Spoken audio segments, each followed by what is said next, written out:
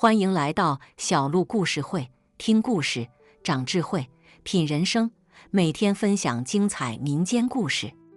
今天的第一个故事，丈夫夜里小解，妻子却悄悄跟随。他说：“你简直畜生不如，你干啥呢？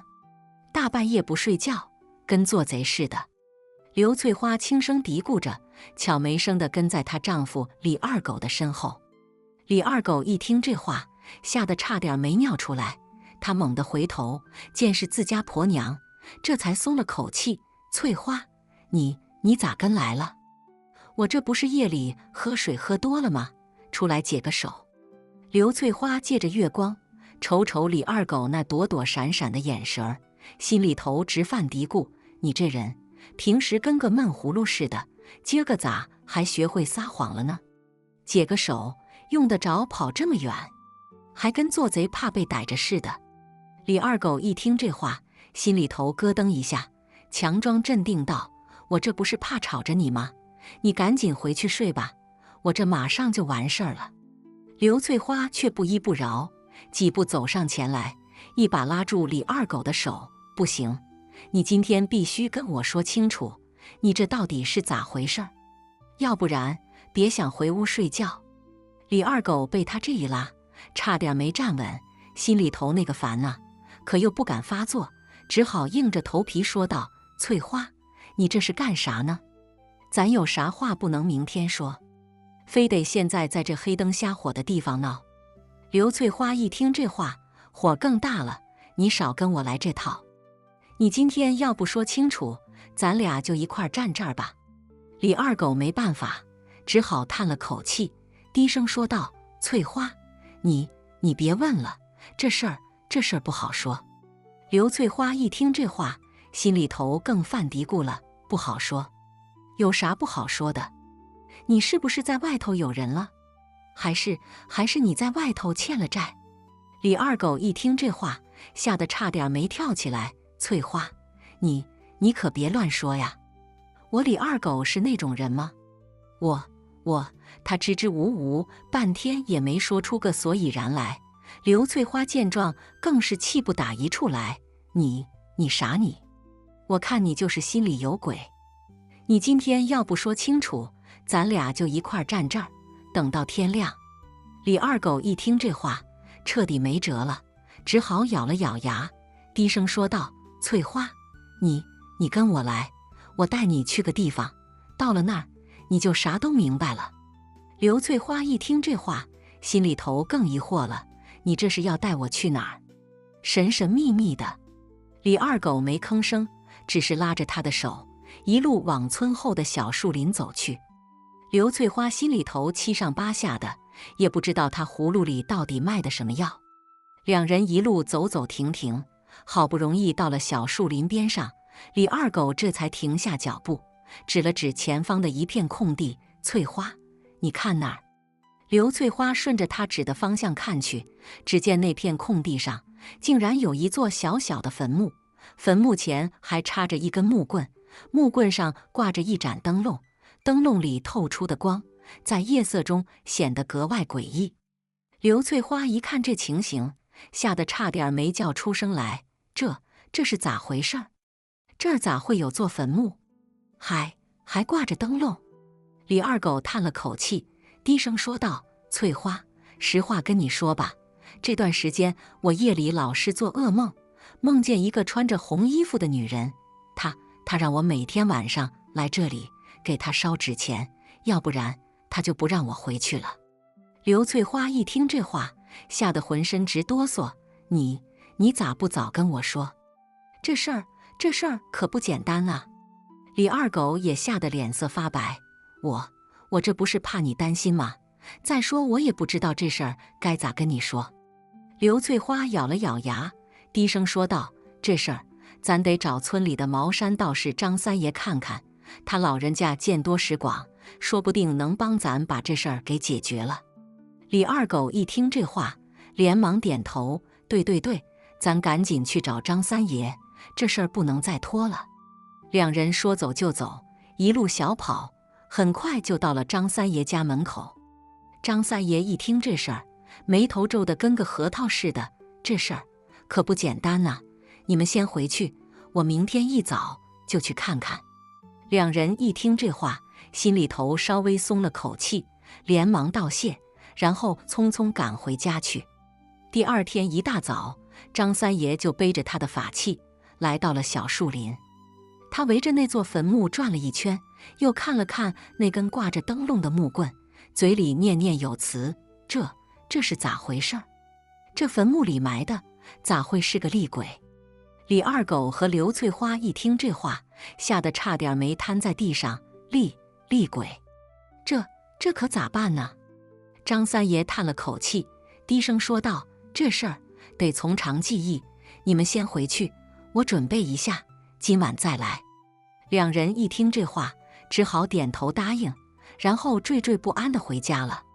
到了晚上，张三爷带着他的法器，再次来到了小树林。他围着那座坟墓转了一圈，嘴里念念有词，然后从口袋里掏出一张符纸，贴在了那根挂着灯笼的木棍上。刚贴好符纸，就听见坟墓里传来一阵凄厉的哭声：“呜呜呜！你为啥要害我？我跟你无冤无仇啊！”张三爷一听这话，连忙念动咒语，手里的法器也舞得跟风车似的。过了一会儿，那哭声渐渐停了下来，坟墓里也变得死一般的寂静。张三爷松了口气，擦了擦额头上的汗：“好了，这厉鬼已经被我暂时镇住了。不过这事儿还没完，咱得找出这厉鬼的根源，要不然他还会再出来的。”李二狗和刘翠花一听这话，吓得脸色发白。这厉鬼的根源到底是啥？张三爷叹了口气，低声说道：“这事儿说来话长，你们先回去，我准备一下，明天一早咱们再去一趟村东头的老槐树那儿看看。”两人一听这话，只好点头答应，然后匆匆赶回家去。第二天一大早，张三爷就带着李二狗和刘翠花来到了村东头的老槐树那儿。他围着老槐树转了一圈，又看了看树下的土地，嘴里念念有词：“这是咋回事儿？这老槐树下咋会有个这么大的坑？”李二狗和刘翠花一听这话，吓得差点没瘫在地上。坑，这坑是咋回事儿？张三爷皱了皱眉，低声说道：“这事儿得从几十年前说起。那时候村里有个恶霸，他看上了村里一个姑娘，可那姑娘死活不愿意，他就……”说到这儿，张三爷叹了口气，没再继续往下说。李二狗和刘翠花一听这话，心里头已经明白了七八分，两人对视一眼，都看到了对方眼中的惊恐。张三爷接着说道：“那恶霸后来被官府抓走了，可那姑娘也自杀了。她死的时候就穿着一件红衣服，听说她的魂魄一直没能安息，就附在了这棵老槐树上。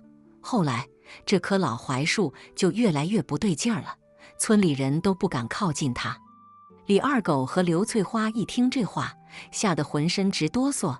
那咱现在该咋办呢？张三爷咬了咬牙，低声说道：“这事儿得彻底解决，要不然这厉鬼还会再出来的。你们先回去，我准备一下，今晚就来把这厉鬼给超度了。”两人一听这话，连忙点头答应，然后匆匆赶回家去。到了晚上，张三爷带着他的法器，再次来到了老槐树那儿。他围着老槐树转了一圈，嘴里念念有词，然后从口袋里掏出一张符纸，贴在了老槐树上。刚贴好符纸，就听见老槐树里传来一阵凄厉的哭声：“呜呜呜！你为啥要害我跟你无冤无仇啊！”张三爷一听这话，连忙念动咒语，手里的法器也舞得跟风车似的。过了一会儿，那哭声渐渐停了下来，老槐树也变得死一般的寂静。张三爷松了口气，擦了擦额头上的汗：“好了，这厉鬼已经被我彻底超度了，他不会再出来了。”李二狗和刘翠花一听这话，连忙道谢，然后匆匆赶回家去。从那以后，他们再也没有做过噩梦，生活也渐渐恢复了平静。不过每当夜深人静的时候，他们还是会想起那段诡异的经历，心里头不由得一阵阵后怕。两人虽然松了口气，但心里头那股子阴影却是怎么也挥之不去。尤其是李二狗，他总觉得那厉鬼的眼神像是在盯着他似的，让他浑身不自在。这天晚上，李二狗又梦见了那个穿着红衣服的女人，她站在他的床前，伸出血淋淋的手指，指着他的鼻子，嘴里不停地念叨着：“你为啥要害我？我跟你无冤无仇啊！”李二狗吓得浑身直哆嗦，他想跑，可双腿就像被钉在地上似的，怎么也迈不开步。他想喊，可喉咙就像被堵住似的，怎么也喊不出声。就在这时，他突然觉得脸上一阵刺痛，他猛地睁开眼睛，只见刘翠花正拿着一根针在他的脸上扎来扎去。你这是干啥呢？李二狗吓得差点没跳起来。刘翠花也吓了一跳，手里的针哐当一声掉在地上。你咋突然醒了？我还以为你……李二狗一看他这神情，心里头更犯嘀咕了。你以为我咋了？你这是在给我驱邪呢？刘翠花支支吾吾，半天也没说出个所以然来。李二狗见状，心里头那股子火儿噌的一下就上来了。你这是在干啥呢？大半夜不睡觉，拿根针在我脸上扎来扎去的，你这是想扎死我呀？刘翠花一听这话也火了。你凶啥凶啊？我这不是想帮你驱邪吗？你自己说说，这段时间你晚上老是做噩梦，睡得着吗你？李二狗一听这话，心里头那股子火才渐渐消了下去。他叹了口气，低声说道：“翠花，我知道你是为我好，可咱也不能这么瞎折腾啊。这事儿咱得找张三爷再看看，要不然我这心里头老是七上八下的，睡不着啊。”刘翠花一听这话，也点了点头：“对，咱得找张三爷再看看，这事儿可不能就这么拖着。”两人说走就走，一路小跑，很快就到了张三爷家门口。张三爷一听这事儿，眉头又皱了起来：“这事儿可真是邪门了。按理说我已经把那厉鬼给超度了，他不应该再出来了呀。”李二狗和刘翠花一听这话，吓得差点没瘫在地上。那这是咋回事啊？张三爷叹了口气，低声说道：“这事儿得从长计议，你们先回去，我准备一下，今晚再去一趟那老槐树那儿看看。”两人一听这话，只好点头答应，然后惴惴不安地回家了。到了晚上，张三爷带着他的法器，再次来到了老槐树那儿。他围着老槐树转了一圈，嘴里念念有词，然后从口袋里掏出一张符纸，贴在了老槐树上。可刚贴好符纸，就听见老槐树里传来一阵冷笑声：“嘻嘻嘻，你以为这样就能困住我？你真是太天真了。”张三爷一听这话，脸色大变，他连忙念动咒语，手里的法器也舞得跟风车似的。可那冷笑声却越来越近，就像是在耳边响起似的。张三爷心里头一紧，他知道这厉鬼的怨念太深，已经超出了他的能力范围。他咬了咬牙，低声说道：“你们快走，这厉鬼太厉害了，我挡不住他。”李二狗和刘翠花一听这话，吓得撒腿就跑。他们一路狂奔，也不知道跑了多久，才停下来喘口气。两人对视一眼，都看到了对方眼中的惊恐。李二狗颤声说道：“这厉鬼咋这么厉害呀？连张三爷都挡不住他。”刘翠花也吓得脸色发白：“我也不知道啊，这可咋办呢？”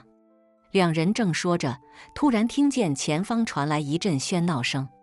他们抬头一看，只见前方不远处火光冲天，人声鼎沸。两人对视一眼，都心照不宣地往那边跑去。到了跟前一看，只见一群村民正围着一座小庙，庙里火光熊熊，烟雾缭绕。李二狗和刘翠花挤进人群一看，只见庙里供奉着一尊神像，神像前摆着一个香炉，香炉里插着3根燃着的香。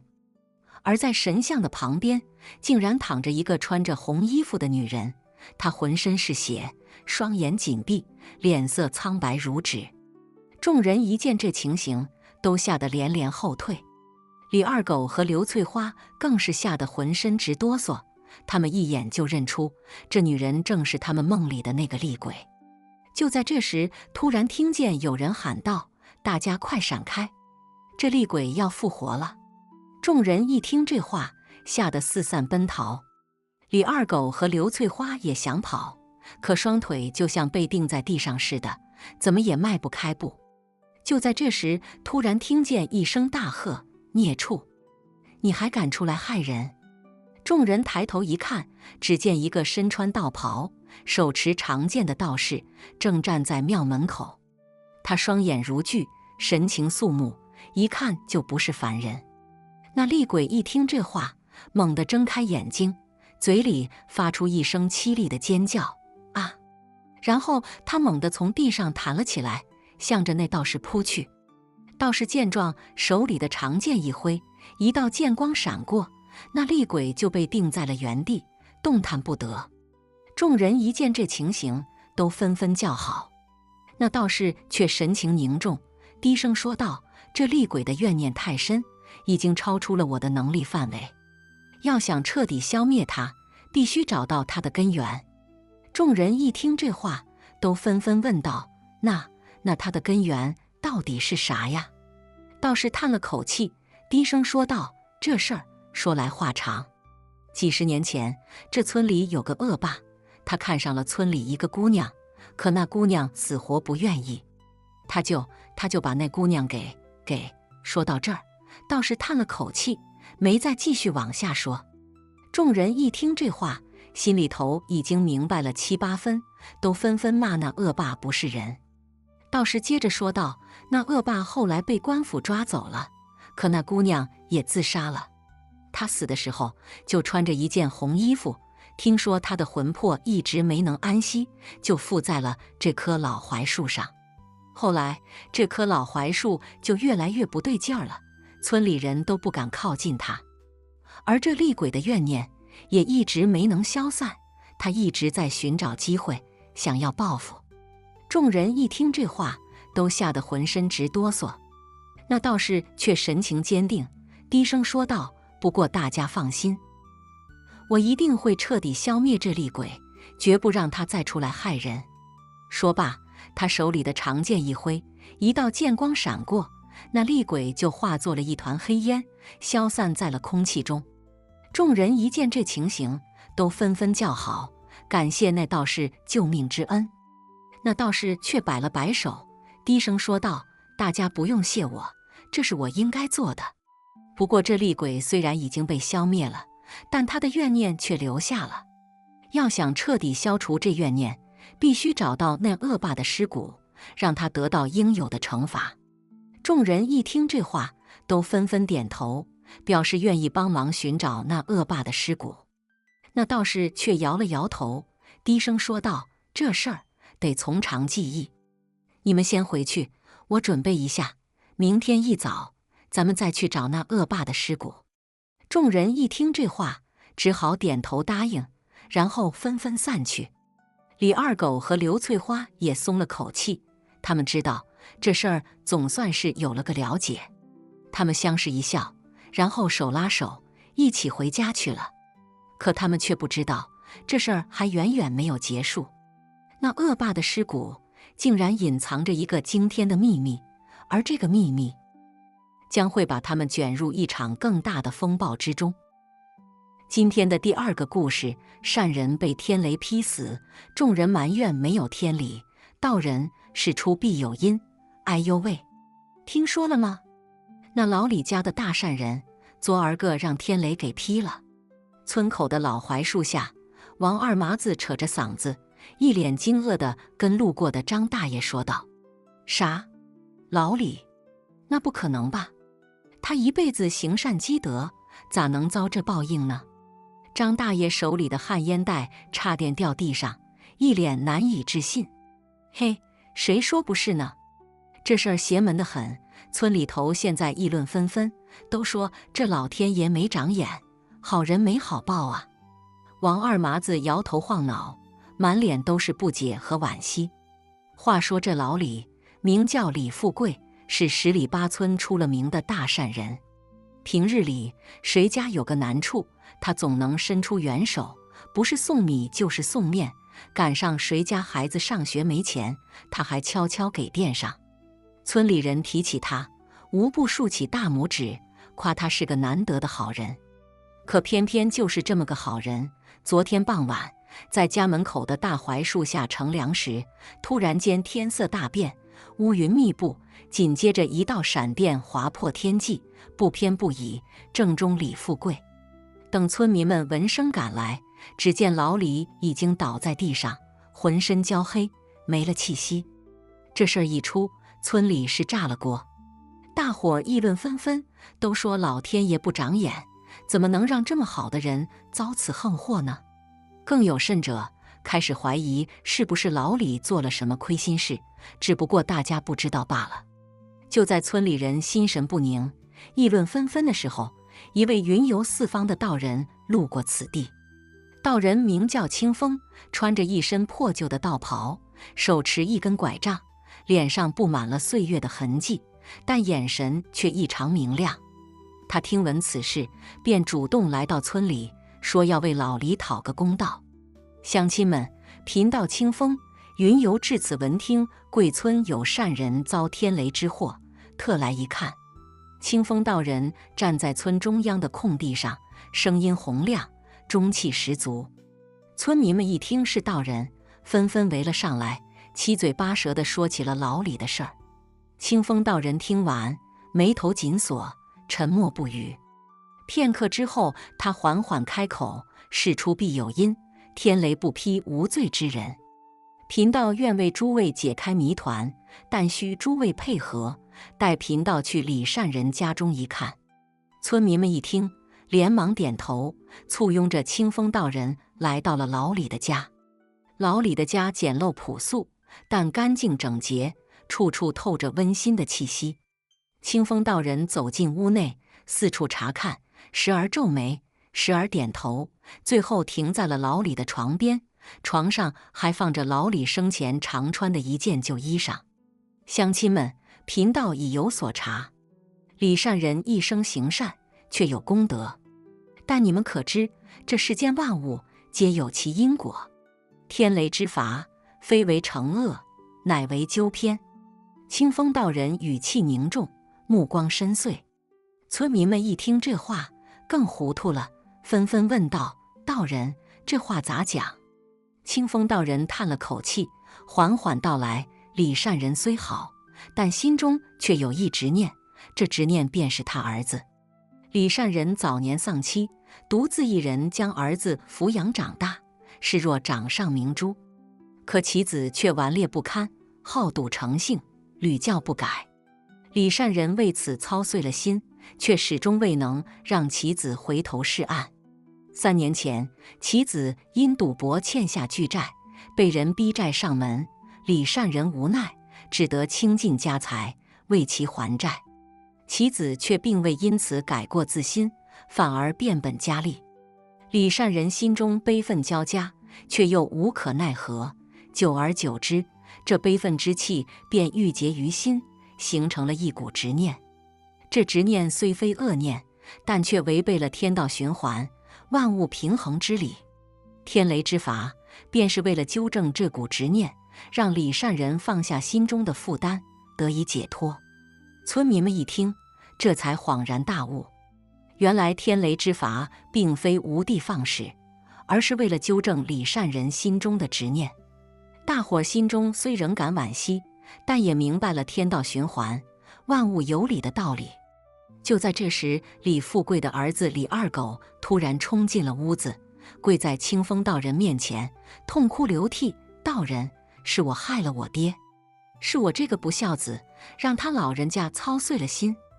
我愿意改过自新，重新做人，只求您能让我爹安息。”清风道人看着李二狗，眼中闪过一丝欣慰。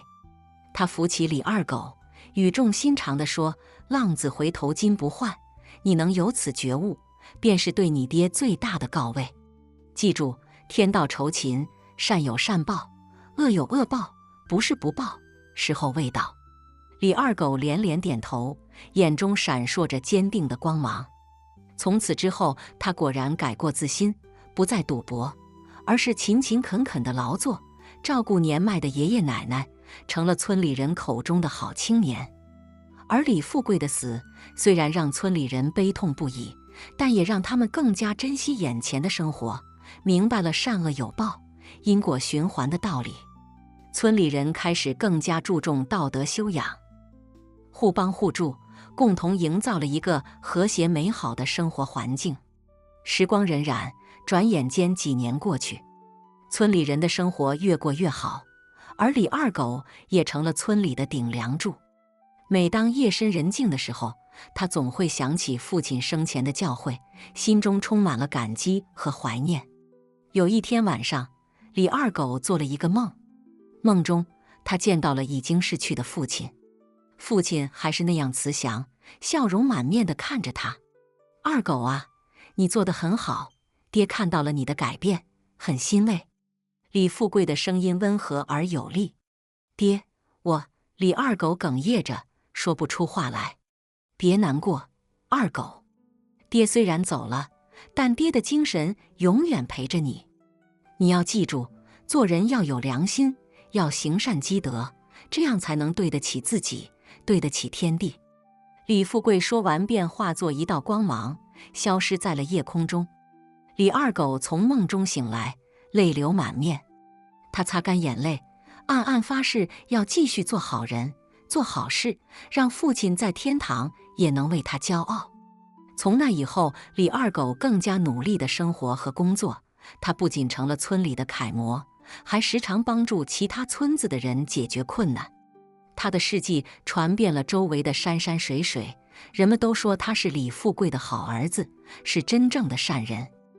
而关于李富贵被天雷劈死的事情，也渐渐被人们淡忘了。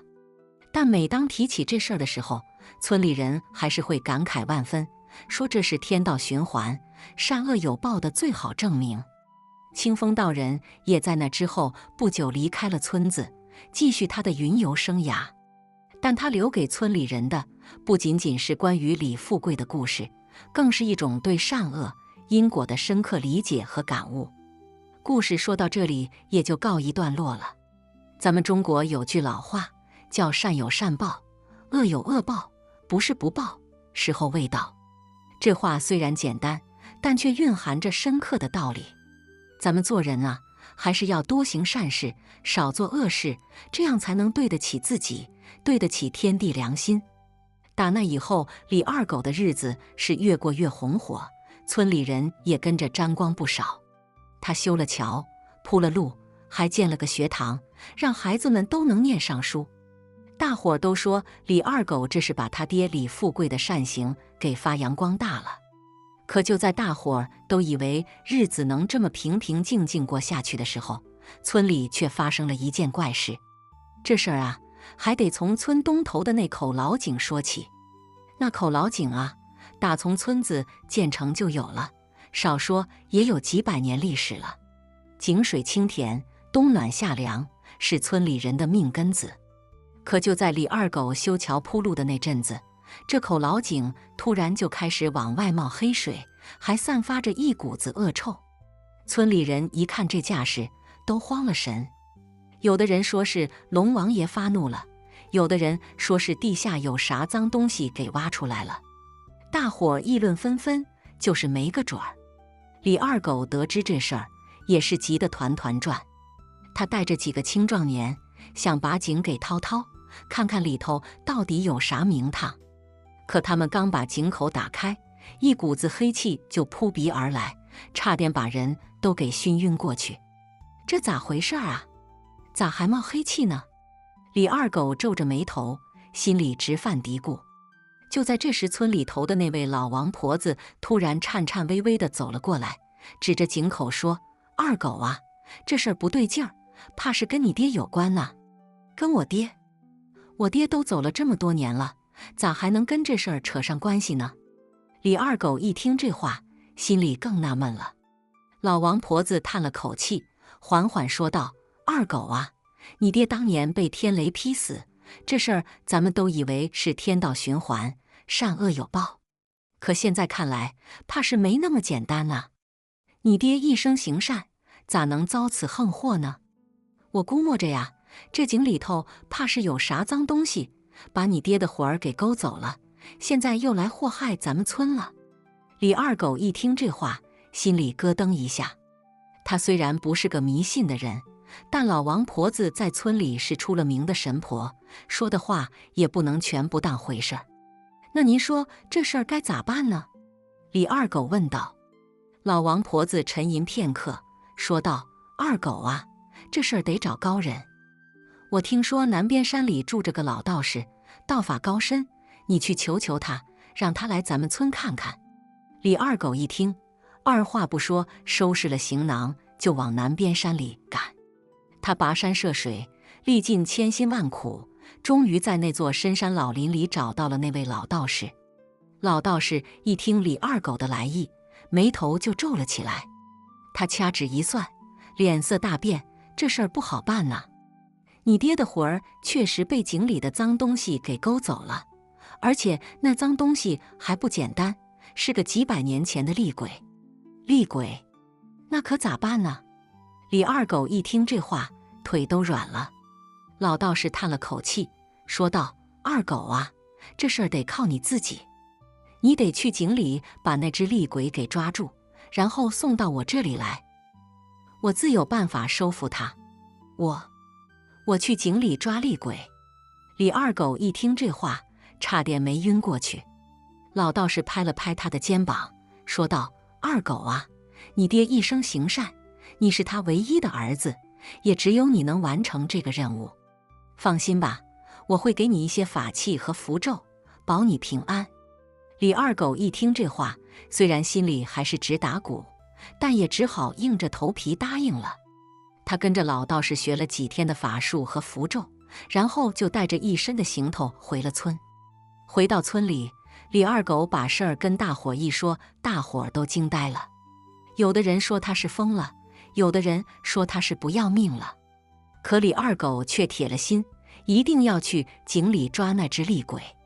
当天晚上，月黑风高，李二狗带着法器和符咒，悄悄地来到了井边。他深吸一口气，鼓足勇气，一头扎进了井里。井里头黑洞洞的，啥也看不见。李二狗摸索着往前走，心里直犯怵。就在这时，他突然听到了一阵诡异的笑声，紧接着一个黑影就从他眼前飘过。妈呀，这是啥玩意儿？李二狗吓得差点叫出声来。他赶紧掏出符咒，贴在胸口，嘴里念念有词。那黑影一见符咒，似乎有些忌惮，没有再靠近。李二狗趁机往前追，想要抓住他，可那黑影却异常狡猾，左躲右闪，就是不让李二狗抓到。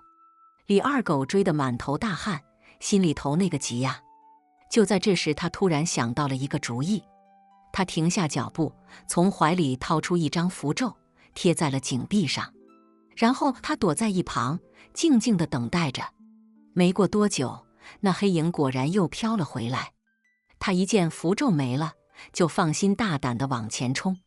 可就在这时，李二狗突然一跃而起，一把抓住了他的胳膊。嘿嘿，这回你可跑不了了。李二狗得意地笑道。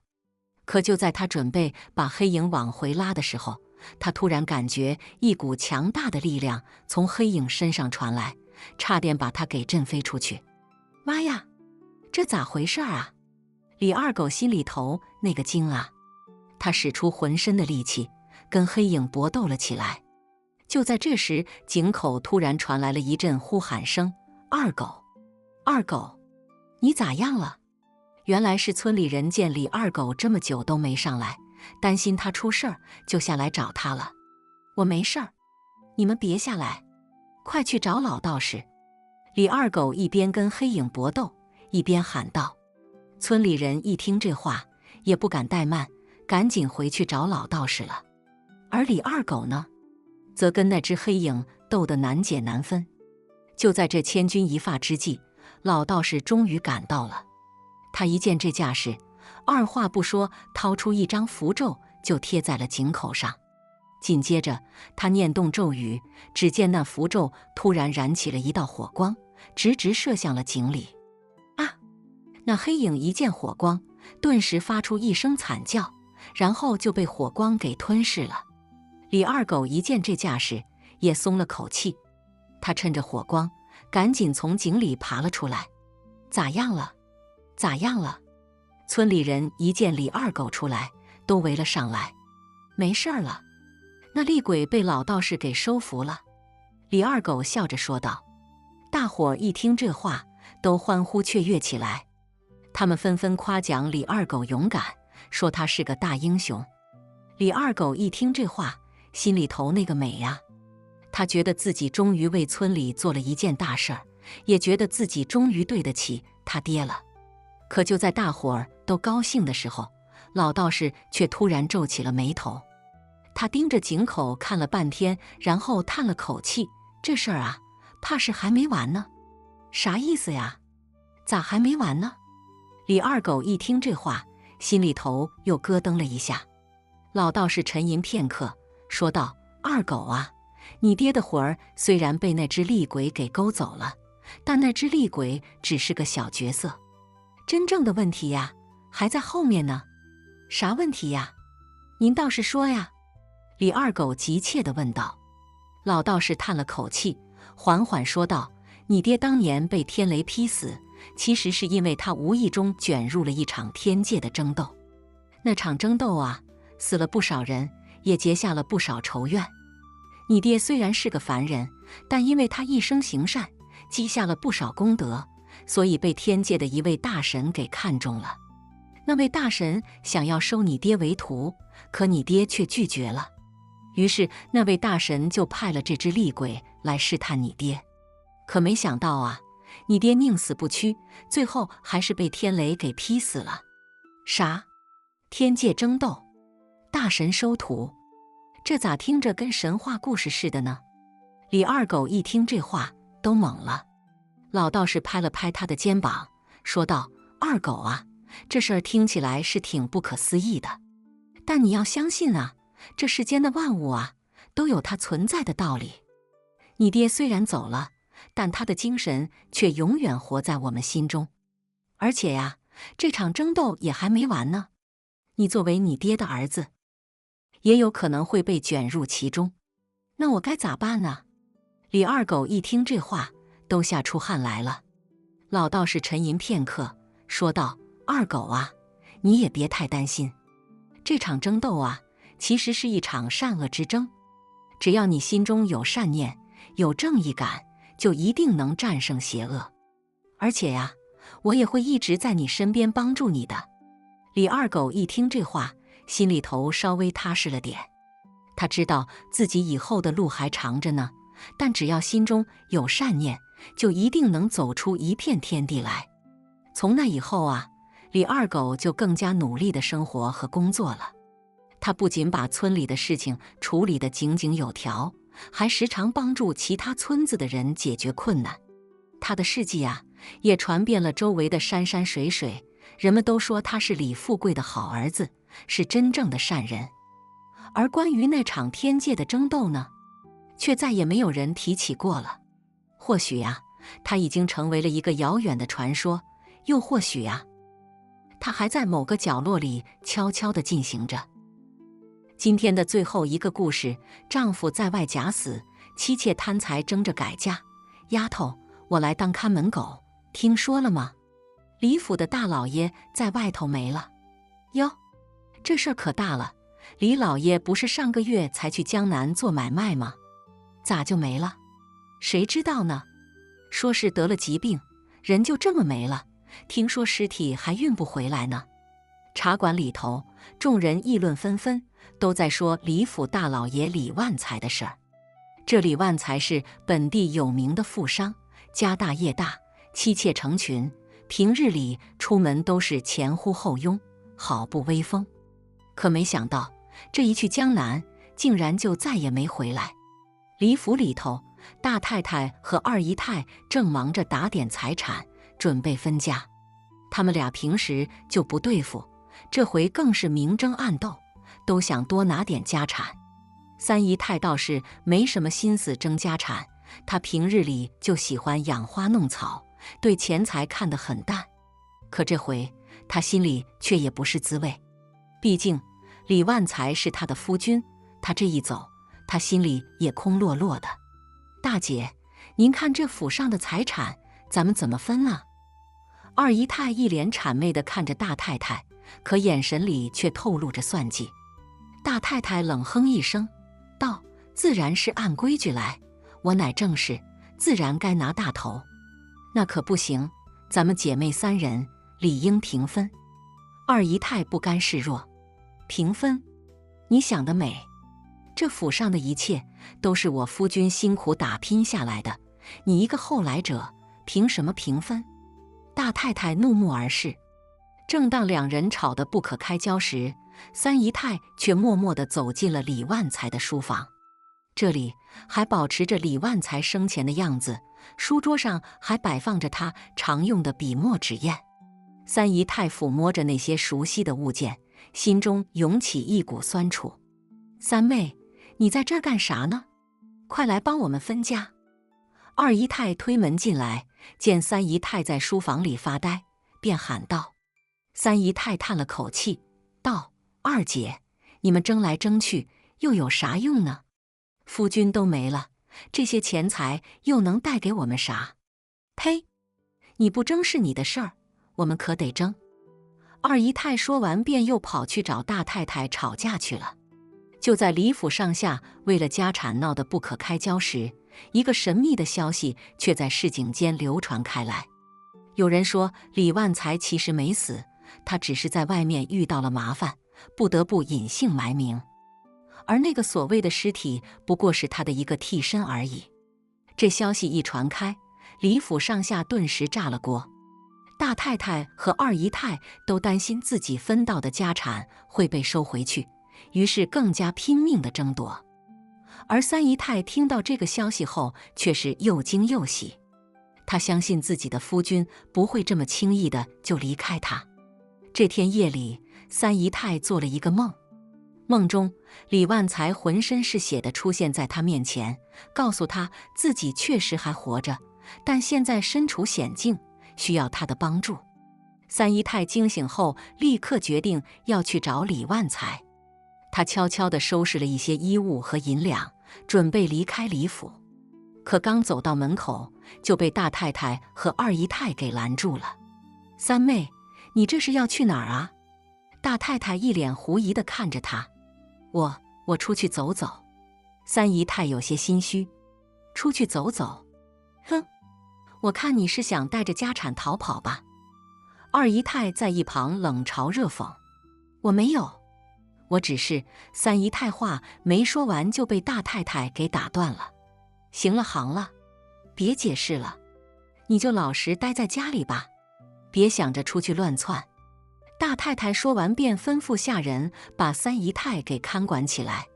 三姨太无奈，只能暂时放弃离开的念头，但她心里一直惦记着李万才，每天都在想办法如何出去找他。这天，李府的一个丫头小红来到了三姨太的房里。小红是三姨太从娘家带来的贴身丫鬟，两人关系一直很好。“三姨太，听说了吗？府上最近来了个神秘的客人。”小红神秘兮兮地说道。“哦，什么人？”三姨太一听，立刻来了精神。“我也不知道，但我看老爷和二太太他们都对他毕恭毕敬的，好像是个很有来头的人物。”小红说道。三姨太心里一动，觉得这个人可能是李万才派来的，于是她决定要见见这个神秘的客人。他悄悄地来到客厅外，透过门缝往里看，只见一个身着华服、面容俊朗的中年男子正坐在椅子上，与大太太和二姨太交谈。那男子虽然气质不凡，但三姨太总觉得他有些面熟。突然，那男子抬起头，与三姨太的目光对在了一起。三姨太心中一惊，她发现那男子竟然是李万才的替身。原来李万才在外面确实遇到了麻烦，他被人追杀，不得不找了一个替身来迷惑敌人。而这个替身正是他多年的好友，两人长得极为相似。替身见到三姨太后，便悄悄地给他使了个眼色。三姨太心中顿时明白了一切，她决定要帮助李万才脱险。晚上，三姨太趁着夜色，悄悄地来到了客厅外。她见四周无人，便悄悄地推开了窗户，跳了进去。你是谁？竟敢擅闯客厅？一个守卫见有人闯入，立刻大声喊道。三姨太连忙捂住他的嘴，道：别声张，我是三姨太，我有重要的事情要找那位神秘的客人。守卫一听是三姨太，便不敢再喊。三姨太来到客厅内，见到了替身。你真是夫君的替身？三姨太有些不敢相信自己的眼睛。没错，我就是你夫君的替身，他现在身处险境，需要你的帮助。替身急切地说道。三姨太点点头，道：告诉我该怎么做。替身低声在三姨太耳边说了几句，三姨太听后眼中闪过一丝坚定。第二天，大太太和二姨太正忙着打点财产，突然听到下人传来消息，说三姨太不见了。两人心中一惊，担心三姨太带着家产逃跑了。可当他们来到三姨太的房里时，却发现房间里的衣物和银两都还在，只是人不见了。正当两人疑惑不解时，府外突然传来一阵喧闹声。他们连忙跑到门口一看，只见一群官兵正围住了李府。我们是朝廷的官兵，有人举报你们李府私藏朝廷重犯，速速开门受检。领头的官兵大声喊道。大太太和二姨太一听，顿时吓得魂飞魄散。他们知道这肯定是李万才的仇家所为，可他们哪里知道，这一切都是三姨太和替身的计划。原来三姨太昨晚听了替身的计划后，便决定要配合他救出李万才。他悄悄地溜出李府，找到了当地的官府，告诉他们李府里藏有朝廷重犯，而那个重犯自然是李万才的替身了。官兵们一听有重犯，立刻带着人马包围了李府，而大太太和二姨太则成了替身的替罪羊。他们被官兵抓走，而替身则趁机逃出了李府。替身逃出后便找到了三姨太，两人相见后紧紧地拥抱在一起。三妹，谢谢你救了我。替身感激地说道。夫君，你终于回来了。三姨太泪如雨下。两人决定离开这个是非之地，去寻找一个安静的地方，重新开始生活。而李府上下则因为大太太和二姨太的贪婪和自私，落得了个凄惨的下场。至于那个丫头小红，她因为对三姨太忠心耿耿，被三姨太带着一起离开了李府。在新的生活里，她成了三姨太和李万才的得力助手，一家人过着幸福美满的生活。而李府呢，在经历了这场变故后逐渐衰败下去。曾经繁华一时的李府，如今只剩下了一片废墟和人们的唏嘘声。这事儿传开后，人们都说这人啊，不能太贪婪。你看那大太太和二姨太，为了钱财争得头破血流，最后却啥也没得到。还是那三姨太聪明，懂得啥才是最重要的。这事儿虽然过去了很久，但每当人们提起李府的时候，还是会想起那段惊心动魄的往事。而三姨太和李万才的故事，也成了人们茶余饭后津津乐道的佳话。三姨太和李万才带着小红一路风餐露宿，总算是逃出了那个是非之地。他们找了一个偏僻的小村庄，隐姓埋名，过起了平淡而幸福的生活。这天，三姨太正在家里忙着做饭，突然听到门外传来一阵急促的敲门声。她心里一惊，生怕是什么仇家找上门来。她连忙放下手里的活，悄悄地走到门口，透过门缝往外看。只见一个衣衫褴褛、满脸胡茬的男子正站在门口，不停地敲着门。三姨太仔细一瞧，这不正是李万才的贴身侍卫阿强吗？她心中顿时涌起一股不祥的预感。三姨太，是我呀，阿强，快开门！阿强在外面喊道。三姨太犹豫了一下，还是决定开门让他进来。阿强一进门，便扑通一声跪在了地上，哭着说道：“三姨太，我对不起您，我对不起老爷呀。”三姨太心中一紧，连忙问道：“阿强，你这是咋了？快起来说话。”阿强抹了抹眼泪，道：“三姨太，其实老爷他根本没死，那个替身根本就不是老爷。”啥？三姨太一听，顿时愣住了。她不敢相信自己的耳朵，难道这一切都是个骗局？阿强低着头，继续说道：“其实老爷在外面确实遇到了麻烦，他被仇家追杀，不得不找个替身来迷惑敌人。可那个替身并不是老爷的好友，而是仇家派来的奸细。他混进李府，就是为了窃取老爷的财产和机密。那真正的老爷呢？”三姨太急切地问道。阿强叹了口气，道：“老爷现在下落不明，生死未卜。我因为忠于老爷，被那个奸细追杀，才逃到了这里。”三姨太听完，只觉得天旋地转。她没想到自己竟然被那个替身给骗了。她怒视着阿强，道：“你为什么不早告诉我？为什么要等到现在才说？”阿强一脸愧疚，道：“三姨太，我也是没办法呀。那个奸细手段毒辣，我要是早说出来，早就被他给杀了。我也是一路逃亡，才好不容易逃到这里来见您的。”三姨太咬了咬牙，道：“那现在怎么办？我们得去找老爷呀。”阿强点了点头，道：“没错，我们得去找老爷。可问题是，我们连老爷在哪里都不知道，怎么找？”三姨太沉默了一会儿，突然说道：“我记得，夫君他曾经说过，他有一个秘密的藏身之处，只有他最亲近的人才知道。也许他现在就躲在那里。”阿强一听，顿时来了精神，道：“对，快带我们去找那个藏身之处，说不定老爷就在那里。”于是三姨太带着阿强和小红，按照李万才曾经说过的路线，一路寻找那个秘密的藏身之处。他们翻山越岭，历尽千辛万苦，总算是找到了一个隐蔽的山洞。山洞里漆黑一片，什么都看不见。三姨太从怀里掏出火折子，点亮了一根火把。她举着火把，小心翼翼地走了进去。阿强和小红紧随其后。山洞里阴森森的，让人不寒而栗。他们走了好一会儿，才看到一个宽敞的洞室。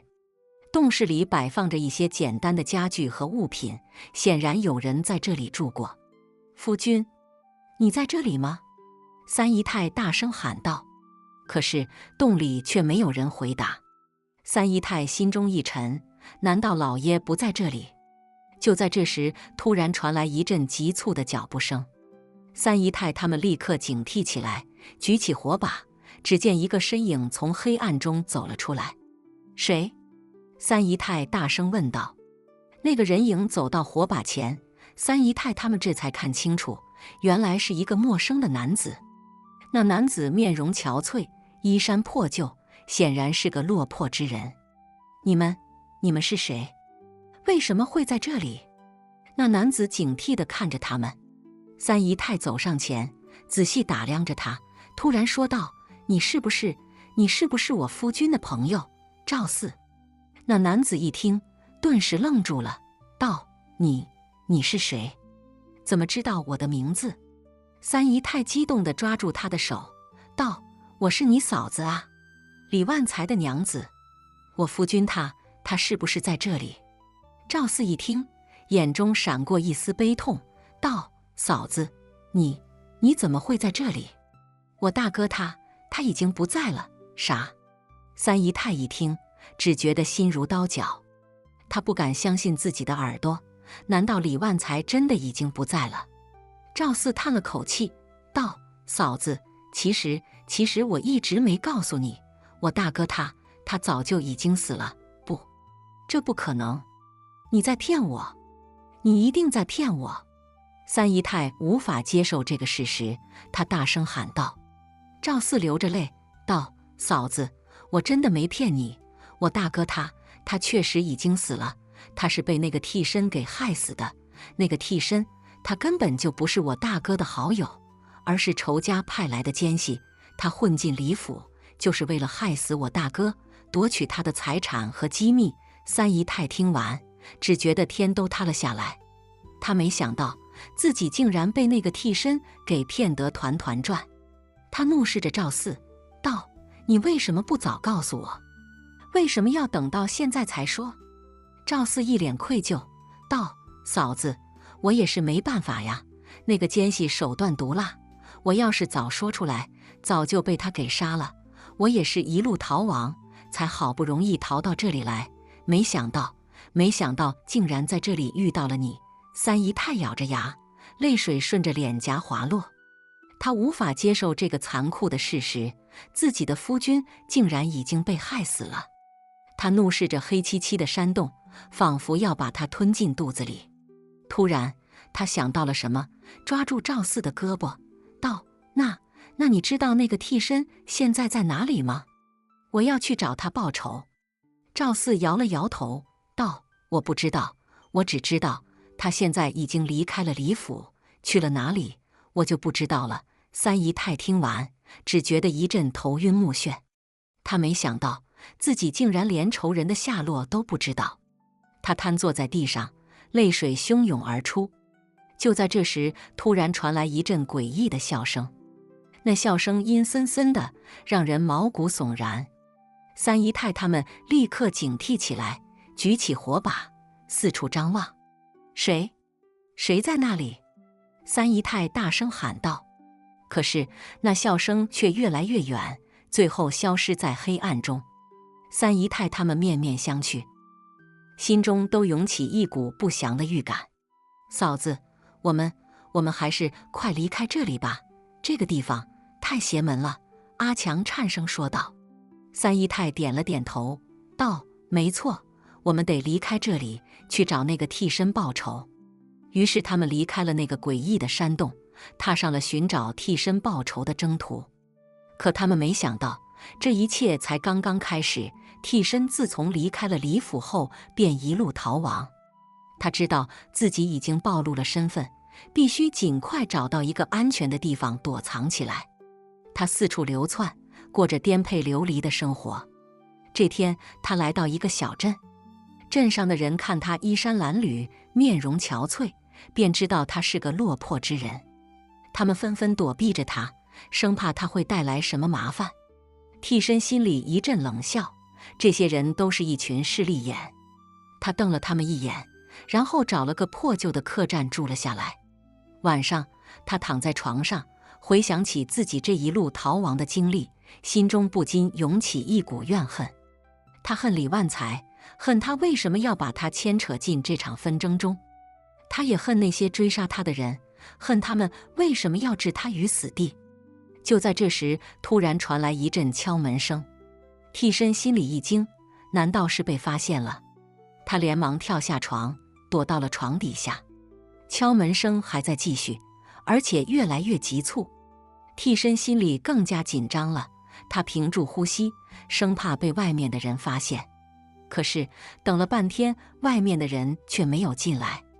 替身心里有些疑惑，便悄悄地探出头来查看情况。只见门口站着一个人影，正悄悄地往门缝里张望。替身一看，顿时愣住了，那个人影竟然是三姨太。好了，今天的故事就听到这了。如果您想发表自己的看法，可以在视频下方随意留言。如果您喜欢我的视频，记得订阅加分享。小鹿祝您好运连连，我们下个视频再见。